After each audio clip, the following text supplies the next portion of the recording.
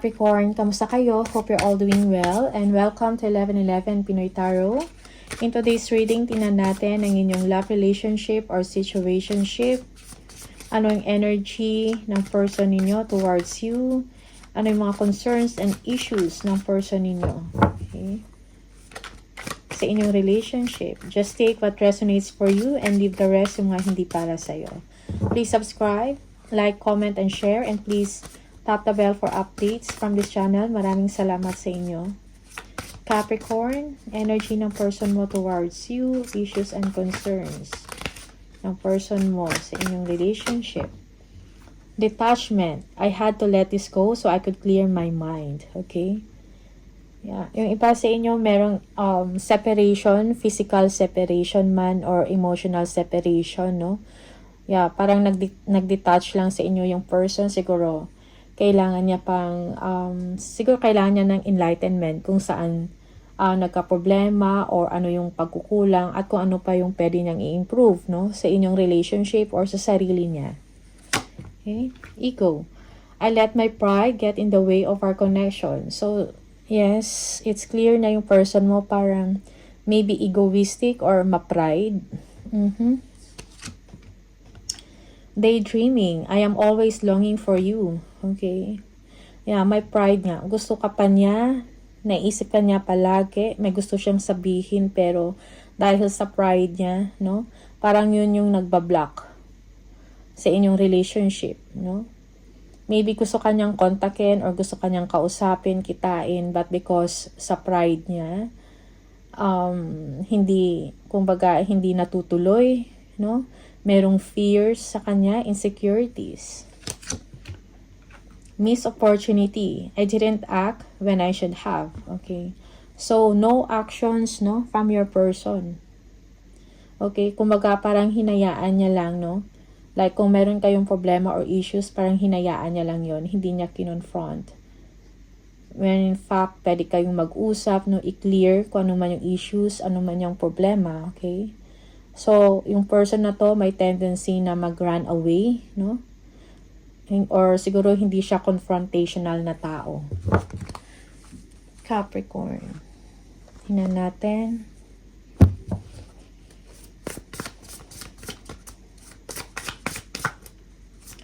Energy ng person mo towards you, Capricorn.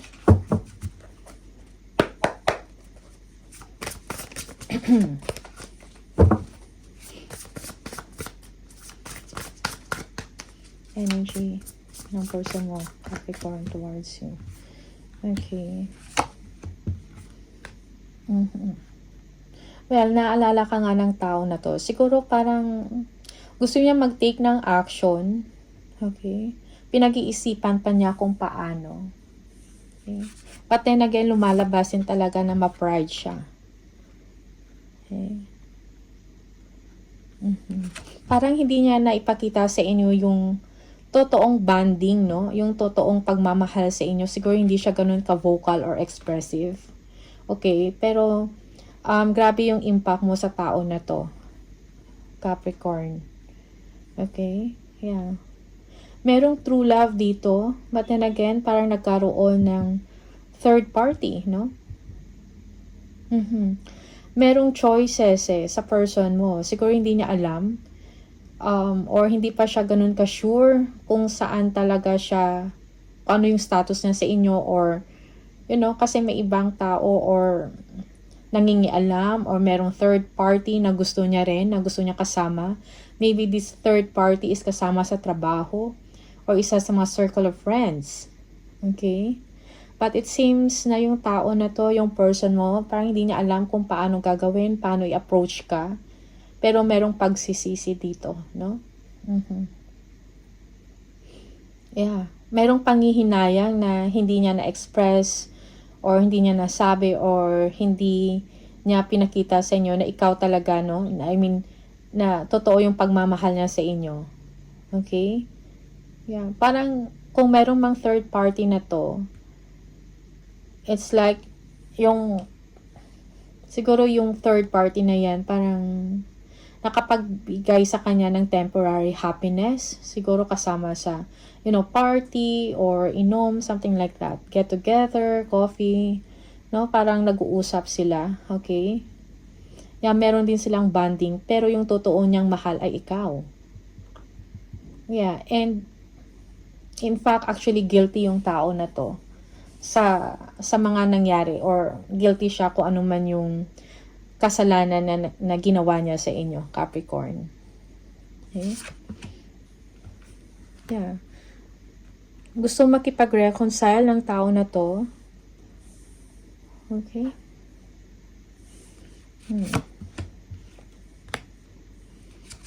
Yeah.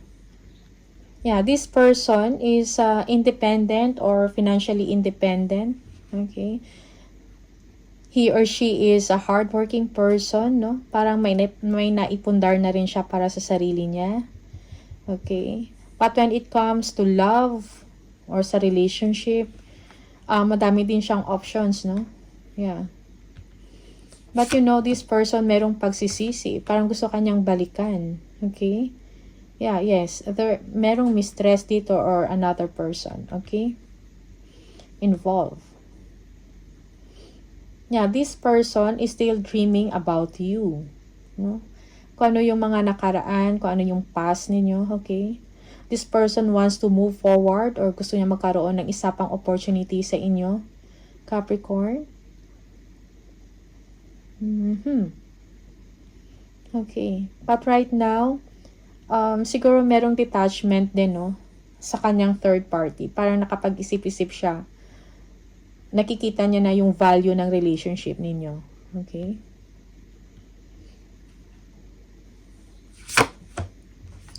Okay. Yeah.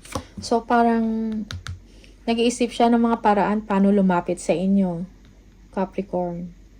Means and ways, yung iba sa inyo, may mga choices siya, may mga options. Okay? But definitely, parang ikaw yung mas lamang. No, kung meron man siya mga options dito or meron man siyang other person, parang ikaw yung mas lamang, ikaw yung mas mahal niya. Okay? Yeah.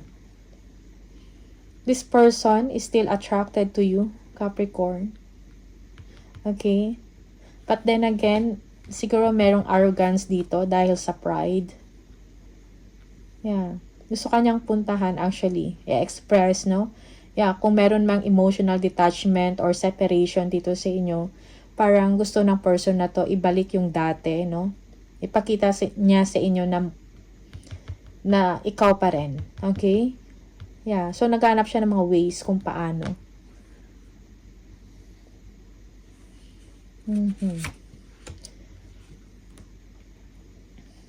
The lovers. Yeah. Gusto makipag-reconcile ng tao na to sa inyo, Capricorn. Yeah, parang siguro yung chemistry ninyo, no, kung may intimate moment man kayo and all that, yung intimacy, yung compatibility nandun eh. Okay, attracted pa rin siya.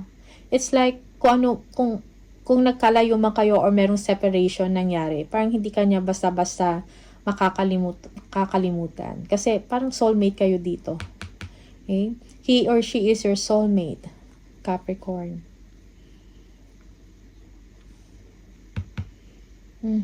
Yeah, for you also, Capricorn, it's like, parang great love mo siya. Parang you want to stay with him or her forever. Parang ganun. Okay? Malakas yung attraction ninyo towards him or her.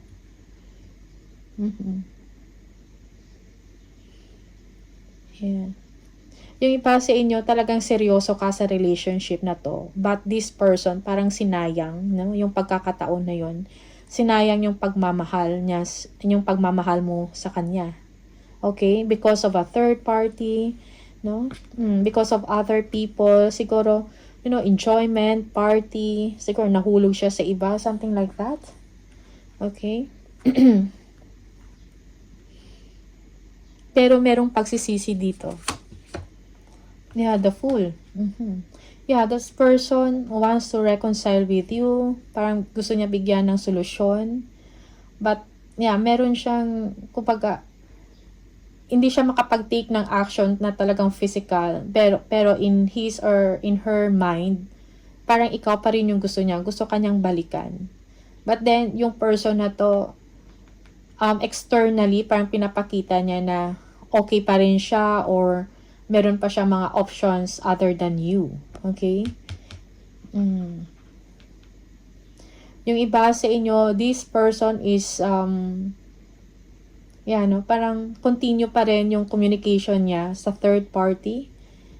Or baka nahulog na talaga to ng gusto sa tao na yon. Okay? Yeah. Ano to? Parang hindi siya makontento sa isa. Something like that. Okay.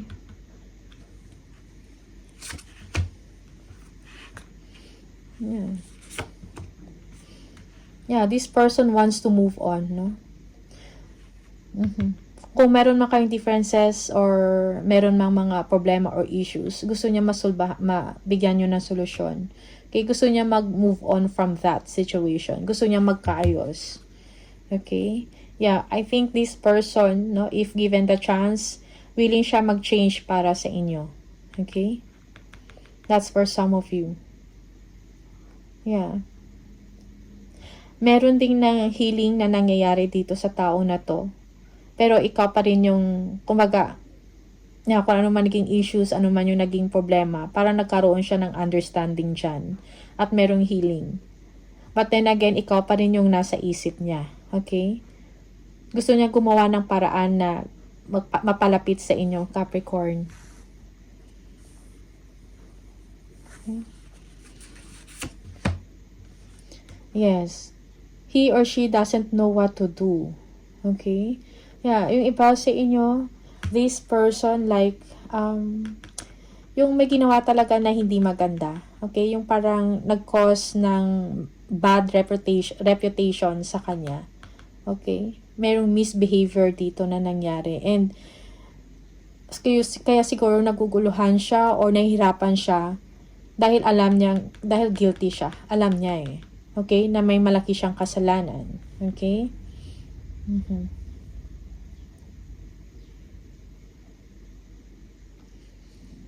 Capricorn. The Hierophant. Yeah. Okay. Gusto, yeah. Kumbaga, siguro yung iba sa inyo committed na sa person na to.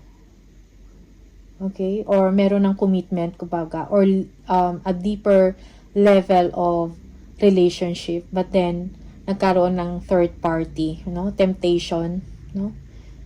Yeah. But this person, gusto niyang bumalik sa inyo. Okay? Yeah. He or she wants to take chance on you. No? So, this person is hoping na sana okay pa rin siya sa inyo, no? Parang confused din siya eh. Or hindi din siya sure kung paano mo siya tanggapin ulit. Or kung ano yung status niya sa inyo, sa puso niyo, Capricorn.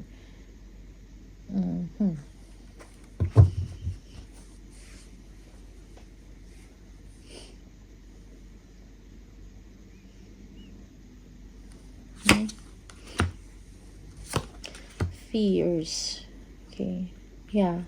This person is uncertain. No? Yeah. Merong secrets. Okay? Siguro natatakot siya i-confront ka. Okay? But this person wants to have time to spend time with you. Okay? Parang nag-iisip din siya ng long-term relationship with you. Like, siguro nagkaroon siya ng wake-up call. No? And now this person nag-iisip din talaga siya ng paraan. No? Parang nagpapakita siya sa inyo. Kumaga, gusto ka niya, pero hindi niya na-express. Okay? Siguro nag-iisip, nagpaplano din to siya kung paano ka i-approach. No? He or she is being strategic kung paano. Okay? May mga plans siya towards you. Hindi mo lang siguro to makitaan sa kanya kasi parang physically or sa labas, because of pride. No? Parang pinapakita niya na parang wala lang nangyari. Okay? Pero talagang nag-iisip, nag-overthink siya, no? Or he or she is thinking heavily about the situation, about you. Okay? So, kailangan lang din talaga sa kanya dito, plano and action. Okay? Paano masolusyonan yung issues, yung problema. Again, so, 7 of Swords. So, this person is guilty. Okay?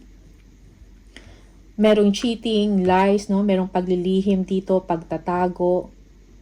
Okay? Pagtatraidor na nangyari sa sitwasyon. No? So, this, you might be, siguro committed ka na sa tao na to and nagkamali siya. Okay? So, this person is still siguro, siguro sa gabi lumalabas to or meron tong ibang ginagawa. Okay? Yeah. Na hindi mo alam. Yeah. Yeah, this person is now insecure. Okay? Capricorn.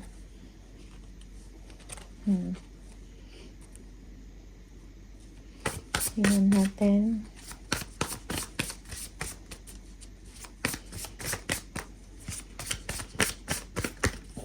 Excuse me.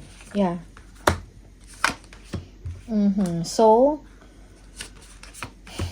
nagsispy siya. Ano? Nagsistalk siya sa inyo siguro sa social media. Or iniisip pa niya kung mahal mo pa ba siya or hindi. Okay? So, this person is really heartbroken, no? Parang galing din siya sa isang, kumbaga, failed relationship sa inyo. Na at the same time, doon sa third person, para nagkaroon din siya ng problema. And now, kailangan niya magdesisyon para sa sarili niya, para sa future niya. Okay? Yeah.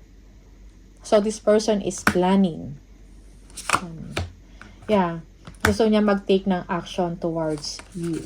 Okay? Yes. Okay? So, nag-iisip siya ng mga paraan kung paano. Okay? Yeah. So, this person, nag-check yan sa inyo online kung anong na nangyayari, ano yung mga events, ano yung mga moments ninyo, Capricorn. Merong pagsisisi dito sa tao na to. Yung tao na to, kailangan niya mag-heal. Of course, it will take time, no? Yeah, but definitely this person wants to take action towards you. Nag-iisip siya ng mga paraan. And yeah, at the same time, yung tao na to, willing siya magbago, no? Gusto niya i-improve yung sarili niya, okay? If ever, kung bibigyan mo siya ng chance. Okay? Yeah, for some of you, kung kayo pa rin, no, at nagkaroon ng problema, yes, yung tao na to nag-iisip ng paraan kung paano ibalik yung tiwala mo sa kanya, no? Paano ma-improve ang inyong relationship, okay?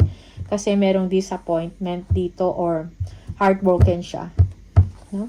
Dahil sa nangyari, merong guilt, okay?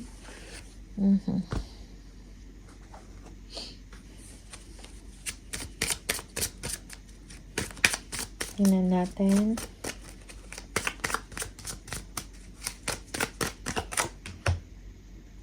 So, I hope that you can forgive me one day. So, this is the message. Ito yung message, yung mensahe niya sa inyo. No? Na sana one day, ma-forgive mo siya. No? Yeah, matanggap mo uli. Okay? Matanggap mo siya uli. At mapatawad. Okay, Capricorn? So, these are the messages for you. Minsan, reverse yung role. Okay? Just take what resonates for you.